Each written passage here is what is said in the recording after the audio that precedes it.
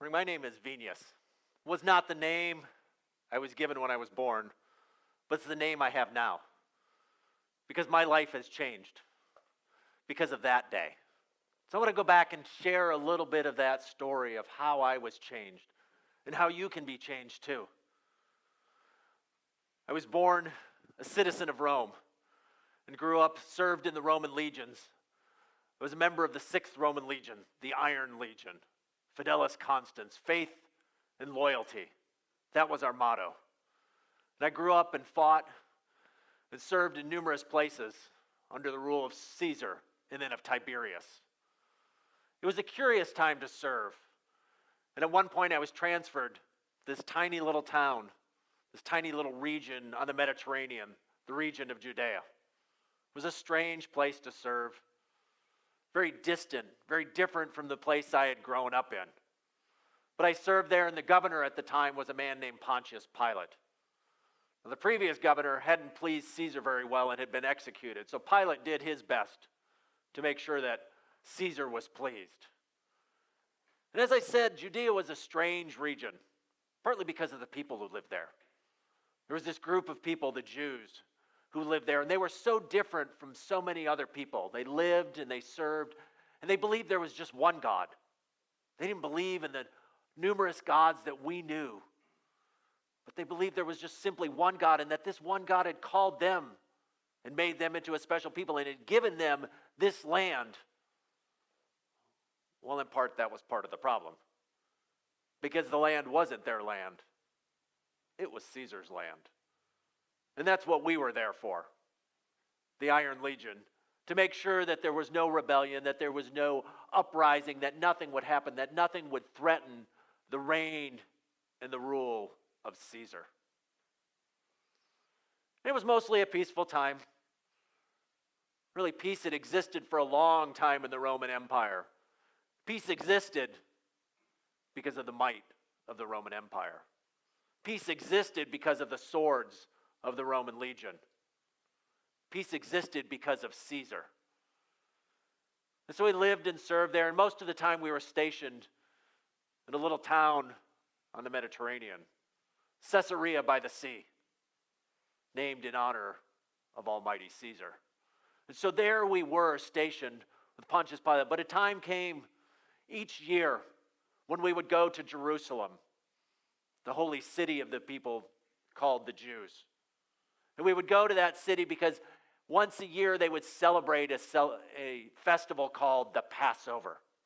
And the Passover was their remembrance festival of a time when they told the story of how God, this God they served, had rescued them out of slavery. And so it was always a tense time because there was always the possibility that they would take advantage of this time, that they would rise up in rebellion. And they had rebelled before. But each time they rebelled, the Roman legions made sure the rebellion was short and ended swiftly. And so it came to one Passover where I led a legion into Rome, into Jerusalem, along with Pontius Pilate, in preparation for this Passover festival. And the festival went fairly peacefully until near the end of the week. And there at the end of the week, a local peasant, a wandering rabbi, a wandering teacher was brought on trial before Pilate. That was one of Pilate's jobs. Pilate didn't do a very good job of delegating authority, and he tended to take all these things on himself. And so here was this peasant who was brought before him by the Jewish leaders. I didn't understand fully what was going on. There was some sort of squabble between them. It didn't matter, but these Jewish leaders said he was a troublemaker. And that caused Pilate to become a little more interested, to wonder what was going on. Was he really a troublemaker? Because you see, Pilate, he remembered his predecessor. He remembered that when his predecessor didn't fully protect the interests of Rome, he lost his life. So Pilate may not have been the brightest guy in the world, but he was interested in protecting himself. So he tried to work it around. So this Jewish peasant, this Yeshua, this Jesus was brought and put on trial. And it's not entirely clear what the charges were. In fact, I don't think Pilate fully understood them, but he knew that if he didn't do something, the Jewish people might rise up.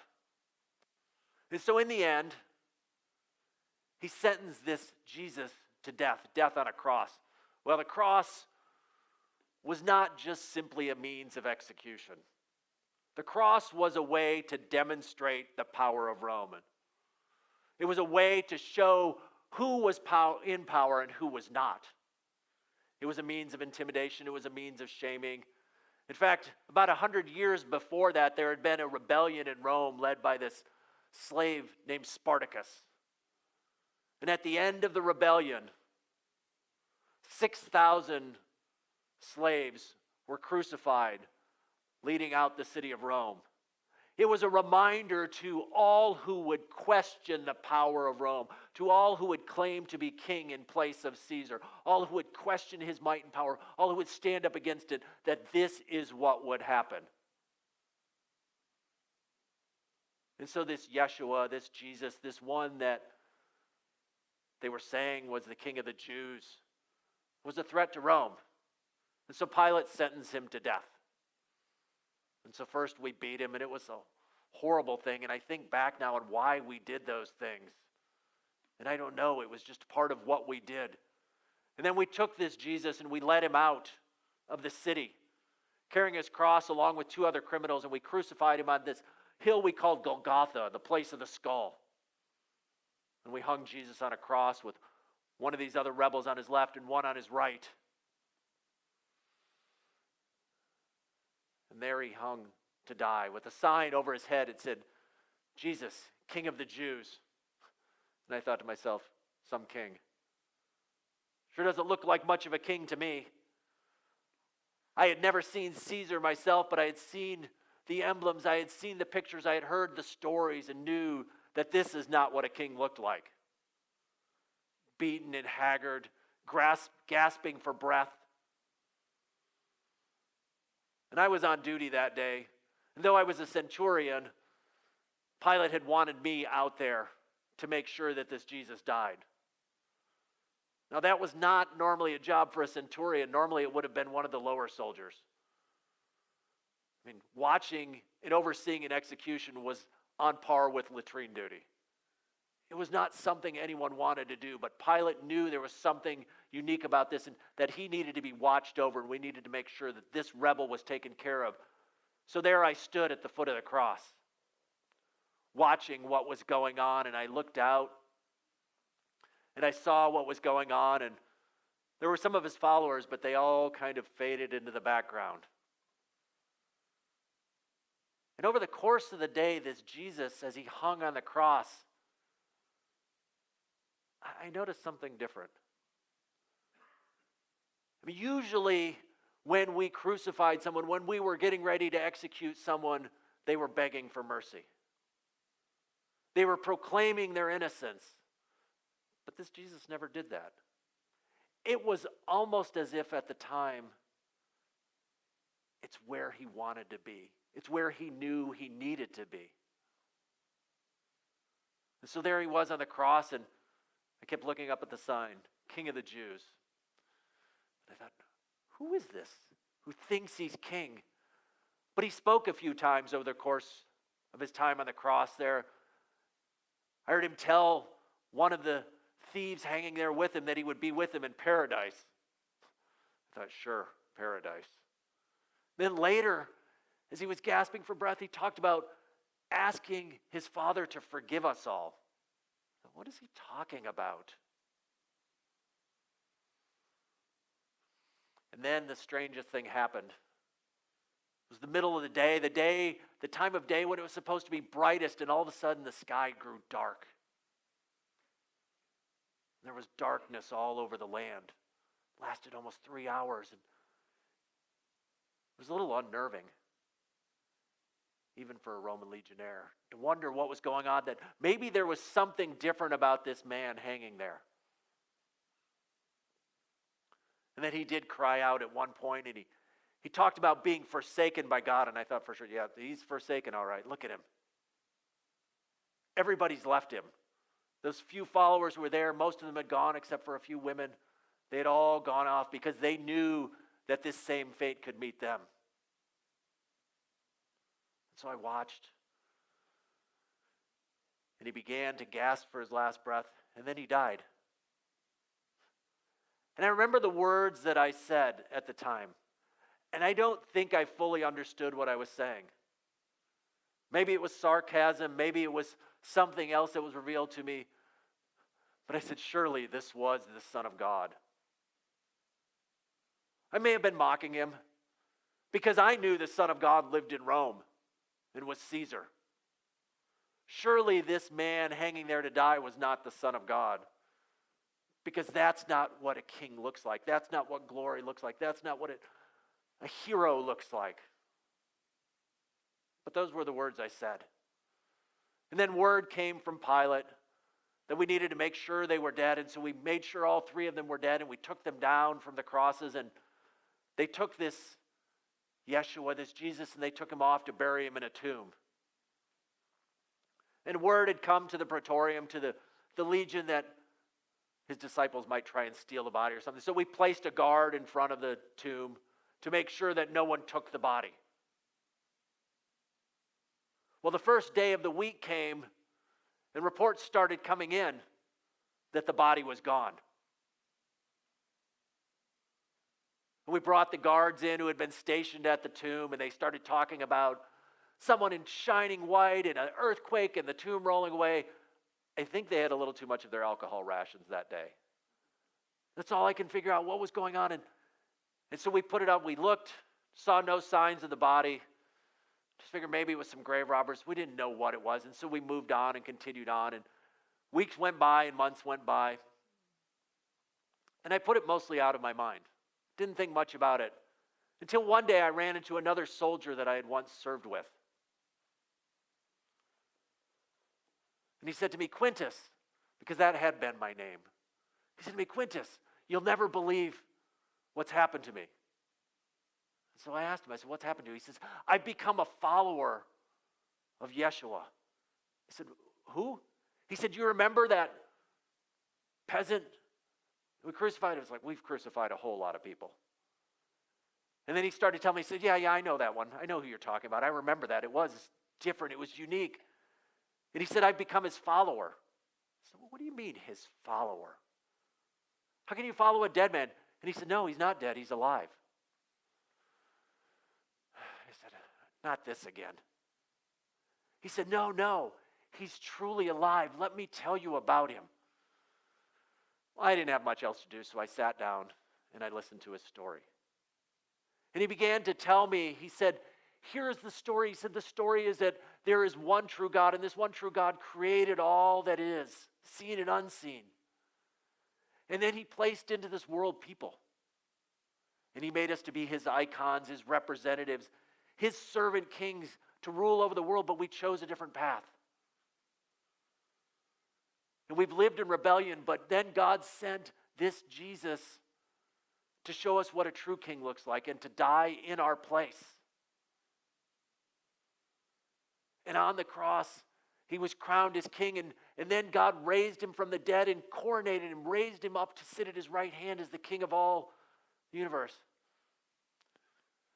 And I stopped and I listened and I thought, that's got to be one of the craziest stories I have ever heard. You're telling me, I said, that there is one God and that he cares about me, that he cares about Quintus. You're telling me that he would die for me. You're telling me that he would forgive my sins. He doesn't know the long list, the catalog of all the things that I have done. So why in the world would he die for me? And he went on and he said, no, it's true. And so over the next few weeks, we would meet now and then, and he would talk about it, and he would tell me, and I began to wonder. And I began to think back to that day. And the words came to me again that I had said, truly, this was the Son of God.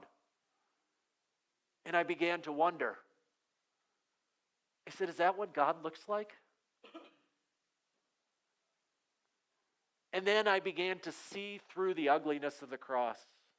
I began to see through that death and see that this is what God looks like. Because while on the surface it looked like horror and pain, it looked like the pure brutality, the pure ugliness of all that humans can do.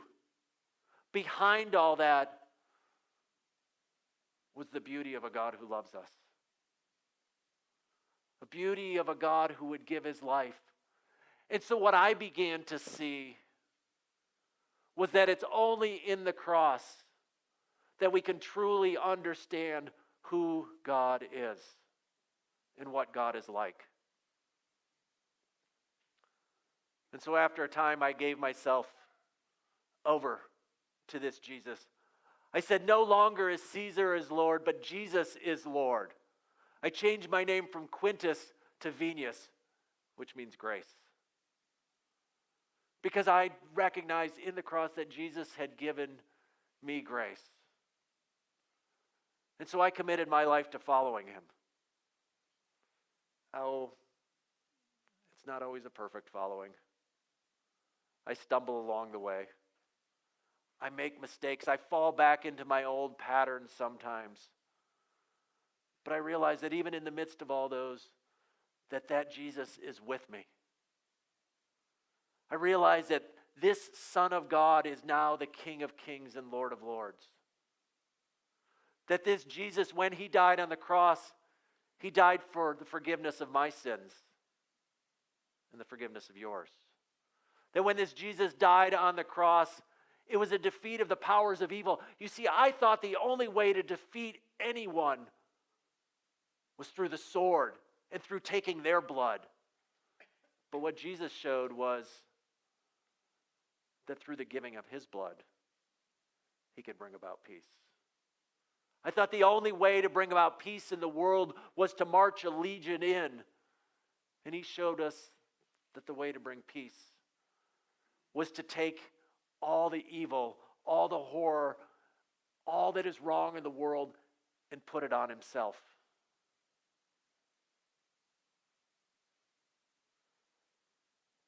When I looked at a cross before, I always thought a cross was something everyone wanted to stay as far away from as possible. No one wanted to be near a cross. But what I realized was that in Jesus, God had come near in the cross. That this Jesus had then been raised from the dead. That God was beginning to make all things new. That he was beginning to make me new. And so I gave my life to him. I proclaimed Jesus is Lord and gave my life to him to receive his forgiveness, to receive his grace, to receive his power that was beginning to change my life.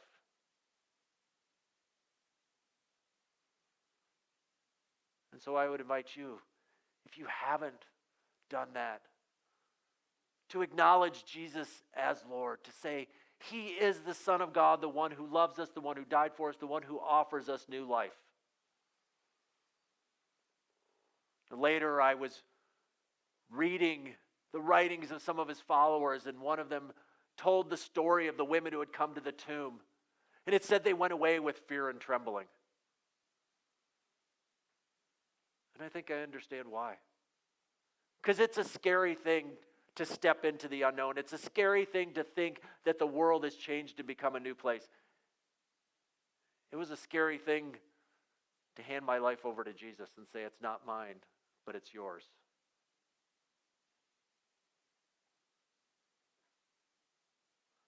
I'd done a lot of things that required a lot of bravery, but that, above all, took more courage, more trust, more faith than anything to hand my life over to Jesus. But I'll say this, I've never regretted it. I've never given a second thought, because what Jesus has done for me has brought new life and new hope. I've seen a whole new way of seeing the world because the world has been made new. I've seen that I don't need to rely on power and fear and intimidation, but instead can live the same life of love that Jesus lived. And it wasn't just an invitation to Quintus the legionnaire, but an invitation to each and every one of you. So my hope for you this day is that you would know the one who is the Son of God.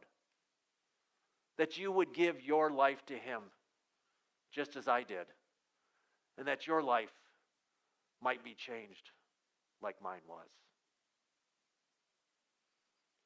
Christ is risen.